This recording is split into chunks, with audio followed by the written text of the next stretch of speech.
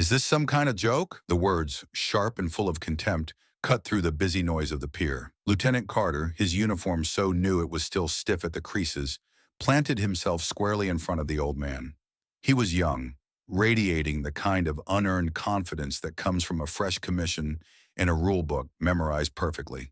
He looked Edward Barnes up and down, a slow, insulting look that took in the worn tweed jacket, the slightly bent shoulders, and the deep lines carved into a face that had seen more sunrises than the lieutenant had been alive.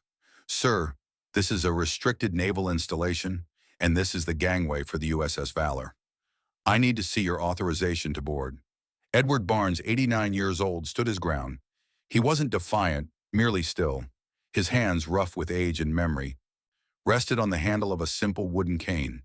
His gaze wasn't on the aggressive young officer, but on the massive gray wall of the ship that loomed behind him, its steel hull blocking out a section of the bright blue sky. It was Fleet Week, a day of celebration, of families reuniting, of the public being invited to witness the might and pride of the Navy. For Edward, it was supposed to be a homecoming. The lieutenant sighed, a dramatic display of impatience for the growing crowd of sailors and their families who were beginning to bottleneck behind the impromptu confrontation. "Sir, I don't have all day. ID and boarding pass now." Slowly, deliberately, Edward reached into the inside pocket of his jacket. He withdrew a worn leather wallet, frayed from decades of service. From it, he produced an identification card, yellowed and laminated so many times it was thick as a coin. He handed it over. Lieutenant Carter snatched it, holding it up to the light as if it were a suspected fake. "Edward Barnes," he read aloud, a smirk playing on his lips. "Rank, Ensign. This thing expired before my parents were born. This is useless." He tried to hand it back, but Edward didn't take it. "That ship," Edward said, his voice a low, raspy whisper that seemed to be carried on the sea breeze. "I served on her sister ship, the first USS Valor. This is the fourth. They invited me." Carter laughed, a short, ugly bark. "They invited you? I'm the boarding officer, and I can tell you nobody by this name is on my guest list. We have dignitaries, congressmen, active duty families. We don't have an open call for museum exhibits." The insult hung in the salty air. A few people in the crowd shifted uncomfortably. A young sailor with his wife and child in tow tried to edge around them, but the lieutenant held up a hand, determined to make an example of the old man. He was enjoying the audience, the small sphere of power he was exercising on the sun-drenched pier. "Look, Ensign," Carter said, his tone dripping with condescension as he emphasized the junior rank. "I'm sure you were a real hero in your day. Black and white photos, all that.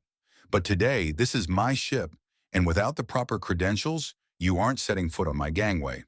Why don't you go find the VFW hall? I'm sure they have some coffee and donuts for you." Edward's calm expression didn't waver, but a deep sadness settled in his eyes. He had traveled over 1,000 miles for this. He had woken before dawn, his old bones aching, and put on his best jacket, the same one he wore to his wife's funeral. He had come to say goodbye, to stand on the deck of a ship that bore the name of his long-lost home, and pay his respects to the ghosts who still sailed with him. And he was being blocked by a boy who saw only a number, an age, an inconvenience. The lieutenant, encouraged by the old man's silence, pressed his advantage. "What's this?" he asked, his finger jabbing toward a small dark object pinned to Edward's lapel. It was an odd thing, a misshapen piece of metal, dark and pitted, with a simple pin affixed to the back. It looked like a piece of junk. "You get that for perfect attendance at bingo?" The question, so flippant and cruel, seemed to hang in the air for an eternity. For a split second, the bright, noisy pier vanished from Edward's sight. The smell of popcorn and diesel fumes was replaced by the sharp stench of cordite and burning oil. The cheerful chatter of the crowd became the deafening roar of 5-inch guns and the horrifying shriek of incoming shells. He was 22 years old again, standing on the bridge of the first USS Valor, the deck bucking beneath his feet like a wild animal. The sky was not blue, but a sickly, smoke-choked orange. He could feel the concussion of a near miss vibrating through his teeth. Standing beside him was Captain Reynolds, a man he revered, whose face was illuminated by the flash of an explosion. In the chaotic aftermath of that blast, with the ship listing and alarms screaming, the captain had looked at him. his eyes wide with a terrifying mix of pride and fear. He had said something, but the words were lost in the chaos of battle, a silent testament to a moment forged in fire and destruction. The object on his lapel was from that moment a piece of the ship's own soul, a fragment of its sacrifice. He blinked and the vision was gone. He was back on the pier, the sun warm on his face, the smug lieutenant staring at him, waiting for an answer. Edward didn't give him one. He simply stood there, a silent monument to a history the boy could never comprehend. The confrontation had now drawn significant attention. The line to board had completely stalled. People were murmuring and phones were starting to emerge, their small black lenses aimed at the drama unfolding at the foot of the gangway. Lieutenant Carter was feeling the pressure, but his pride wouldn't let him back down. He had to win this. "That's it," he declared, his voice rising in volume. "You're creating a public disturbance and blocking a naval exercise. I'm going to have you escorted from the premises." He gestured to a pair of master-at-arms, the Navy's military police, who stood nearby, their expressions stern and impartial. "Take this man to the security office. He's done here." But in the crowd, someone had seen and heard enough. Petty Officer Davis, no relation to the lieutenant, was a young man, barely 20 himself, but he was a student of history. He had devoured books about the Pacific Theater, about the great naval battles that had defined the 20th century. When the lieutenant had read the name from the ID card, Edward Barnes, a switch had flipped in his mind. It was a name he knew, a name spoken with reverence in the halls of the Naval Academy, a name attached to one of the most legendary stories of single-ship heroism in the Navy's entire history. It couldn't be the same man, could it? The petty officer looked at the old man's quiet dignity, his unshakable calm in the face of such humiliating disrespect. He looked at the strange pitted piece of metal on his lapel. A story from a history lecture surfaced in his memory. A story about a young ensign, a sinking ship, and a piece of shrapnel from an enemy shell. His blood ran cold. While the lieutenant was busy posturing for the crowd and summoning the security detail, Petty Officer Davis slipped back through the throng of people, his heart pounding against his ribs. He found a relatively quiet spot behind a supply pallet and fumbled for his phone. He knew he was breaking the chain of command, a sin of the highest order. Going over a commissioned officer's head could get him sent to the worst bilge-scrubbing duty in the fleet, or worse. But he couldn't just stand there. If he was wrong, he was finished. But if he was right, letting this happen would be a stain on the uniform he wore. His hands trembled as he scrolled through his contacts, finding the number for the Admiral's office on the ship. He prayed someone would pick up. "Admiral Patterson's office aide speaking." The voice was crisp and busy. "Sir, this is Petty Officer, Second Class Davis," he stammered, trying to keep his voice steady. "I'm on the pier at the gangway for the USS Valor. Sir, there is an urgent situation developing." "An urgent situation, Petty Officer?" The aide's tone was skeptical. "What is it?" "It's Lieutenant Carter, the boarding officer. Sir, he's refusing entry to a civilian, an elderly veteran. He's having him removed by security right now." There was an audible sigh on the other end of the line. "Petty Officer, I'm sure the lieutenant is following protocol. I can't interrupt the Admiral for a guest list dispute." "Sir, please," Davis pleaded, his voice cracking with desperation. "You don't understand. The veteran's name, it's Barnes. Edward Barnes." There was a pause. The background noise on the other end of the line seemed to fade away. "Say that name again, Petty Officer." "Barnes, sir. Edward Barnes." The line went silent for a few seconds. Petty Officer Davis held his breath, his knuckles white as he gripped the phone. He could hear the faint sound of a door opening and the aide's muffled voice speaking quickly, urgently to someone else. Then the aide was back on the line, his voice completely transformed. It was no longer bored and dismissive. It was filled with shocking, electric alarm. "Petty Officer, where exactly are you? And where is Mr. Barnes now?" "He's at the foot of the gangway. The master-at-arms are about to take him away." "You keep him there," the aide commanded, his voice sharp as a blade. "Do not let that man leave the pier. Do whatever you have to do. The Admiral is on his way. I repeat, the Admiral is on his way." The line went dead. Petty Officer Davis stared at his phone, a wave of terror and relief washing over him. He had just thrown a match into a powder keg. Now all he could do was wait for the explosion. Inside the Admiral's spacious stateroom aboard the USS Valor, the atmosphere had gone from calm efficiency to controlled chaos in the space of 30 seconds. Rear Admiral Patterson, a man known for his unflappable demeanor and a chest full of ribbons that told the story of 35 years of service, had been reviewing title charts for the fleet's departure. His aide, a young but highly competent commander, burst in without knocking, his face pale. "Admiral, I apologize for the interruption, but you need to hear this." Patterson looked up, annoyed. "This had better be good, Commander." "It's a call from a petty officer on the pier," the aide said, breathless. "There's a boarding dispute. A lieutenant is removing an elderly veteran." The Admiral's eyes narrowed. "And this requires my personal attention?" "Why?" The aide swallowed hard. "Sir, the veteran's name is Edward Barnes." The name hung in the air-conditioned silence of the stateroom. Admiral Patterson stared at his aide, his mind processing the information. The name was familiar, but from where? A history book, a briefing. Then it clicked. It wasn't just a name, it was a legend. A story they told at Annapolis to teach cadets the meaning of the word valor. A ghost from the Navy's most glorious and terrible past. The Admiral slowly lowered the charts to his desk. The color drained from his face. "Barnes," he repeated, his voice a disbelieving whisper. "As in the Battle of Samar, that Edward Barnes?"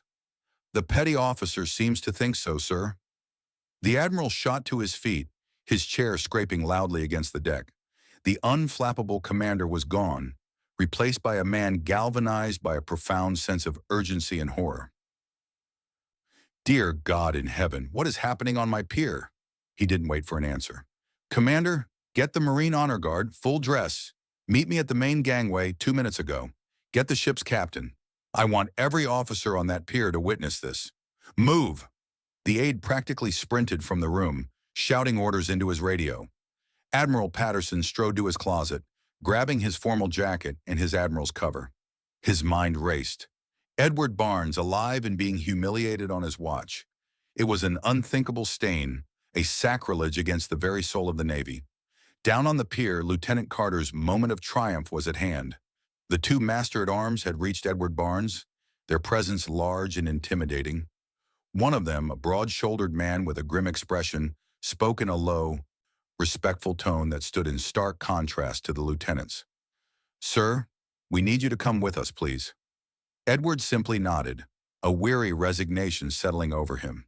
He had expected this. The world had moved on, and there was little room left for old ghosts. "See?" Lieutenant Carter said to the crowd, his arms spread wide as if presenting a magic trick. "This is what happens when you don't follow the rules. It's for everyone's safety." He then took a step forward and committed his final, irrevocable error. He placed his hand on Edward's shoulder to steer him away, a gesture of patronizing authority that crossed the line from verbal condescension to physical disrespect. "All right, Grandpa, let's go. Time for your nap." A collective gasp went through the crowd. It was one thing to be rude, but to put hands on the frail-looking old man was another thing entirely. But before the master-at-arms could lead Edward away, a sound cut through the air, sharp and powerful. "Stand fast!" The command boomed from the top of the gangway, amplified by the ship's PA system, echoing across the entire pier. It was a voice that tolerated no argument. Every sailor, every officer, every person in uniform froze and instinctively snapped to attention. Lieutenant Carter spun around, his hand dropping from Edward's shoulder as if it were on fire. His face went slack with confusion and then with dawning terror. Marching down the gangway with a speed and purpose that was breathtaking to behold was Rear Admiral Patterson himself. His face was a thundercloud of controlled fury, his dress white uniform immaculate, his chest a rainbow of valorous service. Flanking him were the ship's captain and his personal aide. Behind them, in perfect gleaming formation, marched 6 United States Marines in full ceremonial dress, their rifles held with practiced precision. The entire pier fell into a dead, shocked silence. The crowd, which had been a chaotic jumble of civilians and sailors, parted like the Red Sea. The spectacle was so sudden, so overwhelmingly official, that no one knew what to do except stare. Admiral Patterson's eyes swept over the scene, taking in the cowering lieutenant, the confused master-at-arms, and finally the small, still figure of Edward Barnes. The Admiral didn't slow his pace until he was 3 feet from Edward. He came to a perfect, rigid halt. He did not acknowledge the lieutenant or anyone else. His eyes, clear and filled with profound, unmistakable reverence, were fixed only on the old man. Then, in a move that sent a shockwave through the assembled crowd, Admiral Patterson raised his hand to his brow and delivered the sharpest, most heartfelt salute of his long and decorated career. "Mr. Barnes," his voice rang out clear and powerful for all to hear, "it is an honor, sir, a profound and humbling honor." At his signal, the captain, the aide, the Marine Honor Guard, and every other man and woman in uniform on that pier, including the two dumbstruck master-at-arms, snapped into a salute. The only uniformed person not saluting was Lieutenant Carter, who stood frozen, his mind unable to process what was happening. Admiral Patterson held his salute for a long moment before slowly lowering his hand. He turned to face the silent, baffled crowd. "For those of you who do not know," he began, his voice resonating with the gravity of a history lesson, "you are in the presence of a giant. You are standing before Ensign Edward Barnes, United States Navy, retired." He paused, letting the name and rank sink in. In October of 1944, during the Battle of Samar, Mr. Barnes was the junior-most officer on the bridge of the destroyer escort USS Valor. His ship, along with a handful of others in a unit codenamed Taffy 3, found themselves facing the entire Japanese center force, a fleet of battleships and heavy cruisers that should have annihilated them in minutes. They were outgunned, outmanned, and all but defenseless. The Admiral's gaze fell upon the young sailors in the crowd, his eyes willing them to understand. In the first salvo, a shell from the battleship Yamato struck the Valor's bridge, killing the captain and every senior officer instantly. The ship was on fire and sinking. Command fell to a 22-year-old ensign. This man, he gestured to Edward, with his ship shattered and his crew dying around him, Ensign Barnes refused to retreat. He took command, rallied the survivors, and ordered his ship to charge directly at a line of Japanese cruisers. For 2 hours he held them off, weaving through shell splashes, laying smoke, and firing his single remaining gun until it ran out of ammunition. His actions drew the fire of the heavy cruisers, allowing the small escort carriers he was protecting to escape. He saved hundreds of American lives that day, at the cost of his own ship and most of his crew. The Admiral stepped closer to Edward and gently indicated the small dark object on his lapel. "Lieutenant Carter," he said, his voice dropping to a dangerously quiet level as he finally addressed the young officer. "You asked what this was. This is not a prize from a bingo game. This is a piece of shrapnel from the Japanese cruiser Haguro. It was embedded in the bulkhead 2 inches from Mr. Barnes's head. He keeps it not as a trophy, but as a reminder of the 87 shipmates he lost that day." A wave of awe and shame washed over the pier. The faces in the crowd, once just curious, were now filled with reverence. They were looking at Edward not as an old man, but as the living embodiment of the ship's name, Valor. Admiral Patterson turned his full, wrathful attention to Lieutenant Carter, whose face had crumpled into a mask of pure horror. The Admiral's voice was low, but each word was a hammer blow. "Lieutenant, you are an embarrassment to the uniform I wear, to the traditions I uphold, and to the memory of the men who died under Mr. Barnes's command. You stand on a pier named for fallen heroes, serving on a ship christened in honor of Valor, and you saw nothing but a nuisance. You looked at this man and saw his age, not his sacrifice. You saw a worn jacket, not a hero's mantle. Your obsession with regulations has made you blind to the one thing that gives those regulations meaning: honor." The Admiral leaned in close.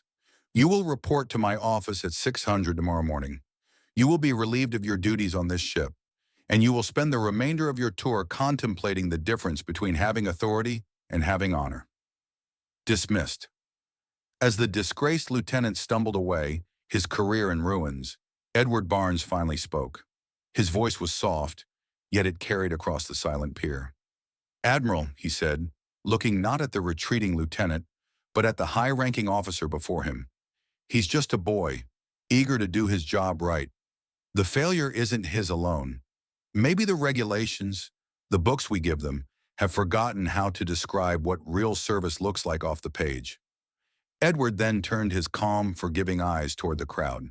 He gently touched the piece of shrapnel on his lapel. "Respect isn't in a rule book," he said, his voice raspy with emotion. "It's in here." He tapped a finger over his heart. "You don't learn it by shouting. You learn it by listening to the stories of those who came before." As he touched the pin, another memory, sharper than the last, flashed in his mind. He wasn't on the bridge in the heart of the battle, but on a makeshift life raft days later, adrift in the vast, empty Pacific. The sun beat down on his burned skin. He was clutching that same jagged piece of metal, still warm from the fires that had consumed his ship.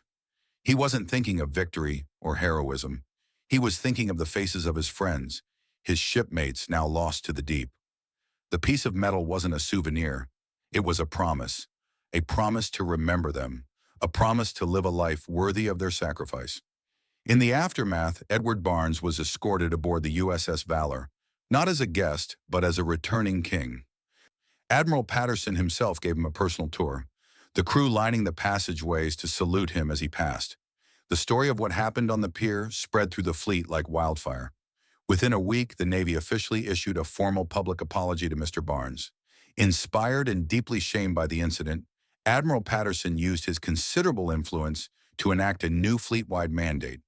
The Barnes Initiative, as it came to be called, was a mandatory naval heritage program for all junior officers. It focused not on dates and battles, but on the personal stories of living veterans, ensuring that the new generation of naval leadership would learn to see the hero behind the weathered face. The former Lieutenant Carter was not discharged. Instead, in a stroke of poetic justice, he was reassigned to a dreary desk job at a naval archive and tasked with organizing the curriculum for the very first Barnes Initiative seminar. His punishment was not to be exiled, but to be educated, forced to learn the lesson he had so publicly and painfully failed. 6 months later, in a quiet diner in a small town hundreds of miles from the sea, Edward Barnes was sitting in his usual booth, nursing a cup of coffee. The bell above the door chimed and a young man in civilian clothes walked in. He looked different without his uniform, smaller and less sure of himself. He scanned the room and his eyes landed on Edward. It was Carter. He hesitated for a long moment, then walked slowly to the booth. He stood by the table, his hands fidgeting. He didn't speak for a full minute. Then he went to the counter, bought a cup of coffee, and brought it back, placing it on the table in front of Edward.